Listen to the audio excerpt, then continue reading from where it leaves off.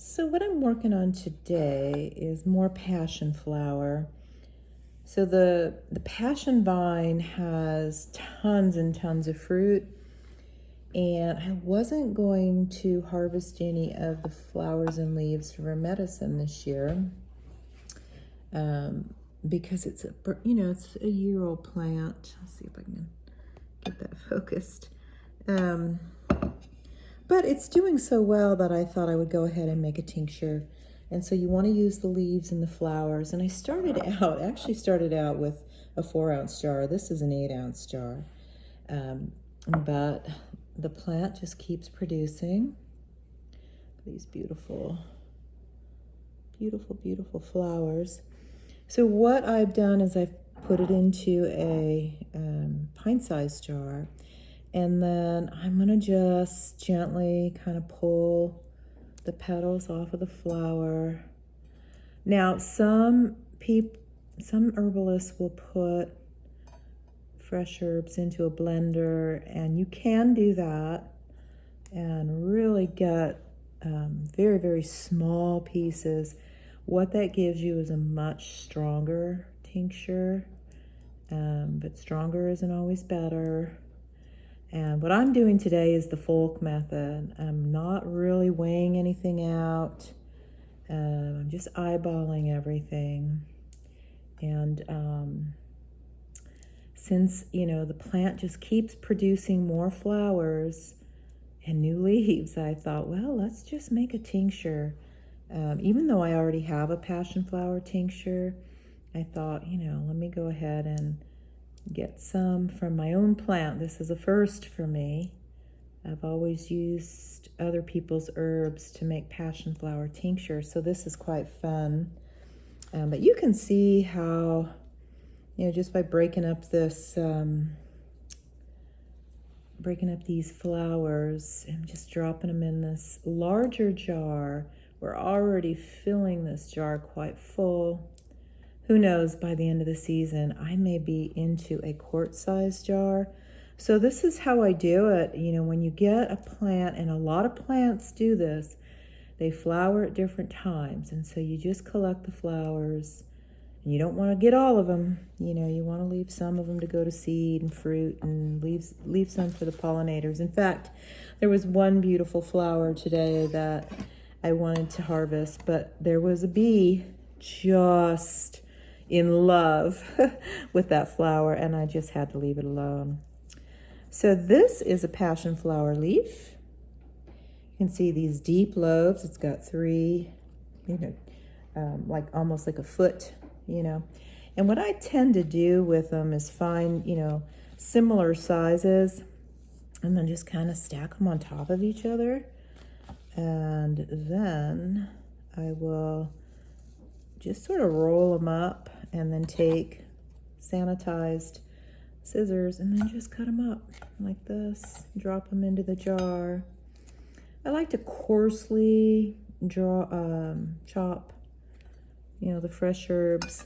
Now, if I wanted to do a weight to volume kind of a concentration, I would have to weigh everything out and, that sort of thing. And that's fine. You can totally do that. I'm going to just cut off those stems. And then just, again, chop those leaves, fairly coarse. I think I'm cutting them into about 1/2-inch pieces.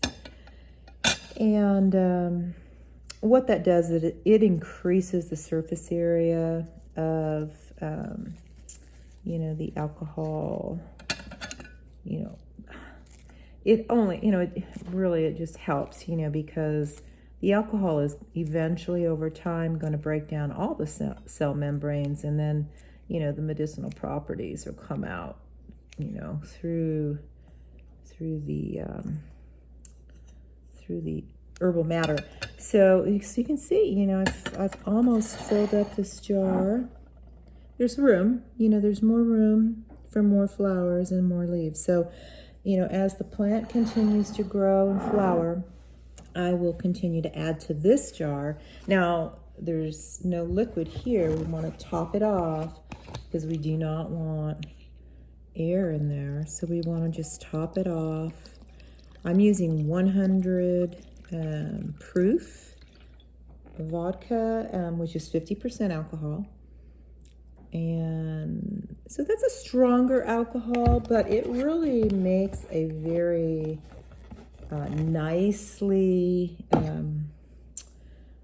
how do I want to say this? Just a very tasty tincture. You can use stronger alcohol. I prefer not to do that. And so I just top it off. And then, like I said, there is more room for more matter. Shake it up real good for more herbs.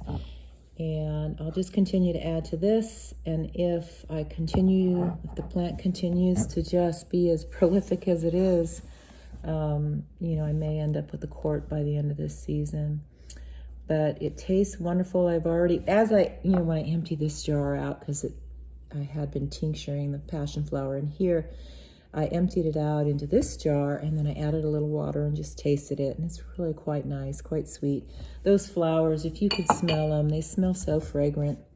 But yeah, so this is a passion flower tincture, and it's just a work in progress. We just add to it as needed and as the plant provides for us.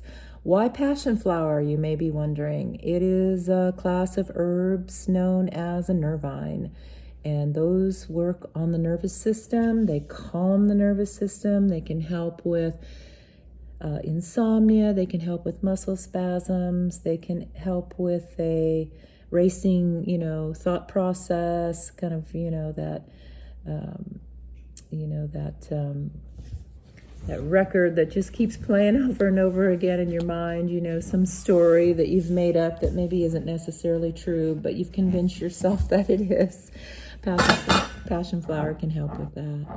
So anyhow, I don't know if you can see, but that's the other reason I don't like to blend it up in a blender, because I like to actually see what's inside. And you can see, I hope, I'm not sure how well this camera is zooming in, but hopefully you can see some of the beautiful purple and ivory flower petals in there. And yeah, and the leaves are, very medicinal. They also taste really good. Like if you get one of the young leaves, it tastes like an asparagus, like a fresh asparagus. So it's just a really neat plant. Okay, I could just talk more and more about this plant, but for now, this is my tincture of passion flower for 2025.